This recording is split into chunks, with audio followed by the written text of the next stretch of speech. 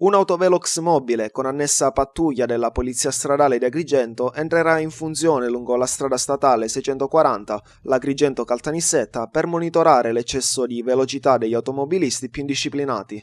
Controlli anche sulla strada degli scrittori, dunque, adesso necessari in seguito alla recente inaugurazione della tratta, sulla quale sono stati effettuati lavori di raddoppio. Fino a qualche settimana addietro, ricordiamo, la 640 era un cantiere a cielo aperto e di conseguenza i limiti di velocità erano bassissimi. Essendo una strada extraurbana principale, equiparabile per certi versi a un'autostrada, non occorre decreto prefettizio per l'installazione di un autovelox lungo l'Agrigento-Caltanissetta. L'apparecchio sarà gestito direttamente dalla Polizia Stradale agli ordini del vicequestore aggiunto Andrea Monreale, che avrà così un metodo alternativo e più efficace rispetto al telelaser per contestare gli eccessi di velocità. L'autovelox entrerà in funzione non appena la stradale riceverà l'apparecchiatura necessaria, verosimilmente tra massimo un paio di mesi.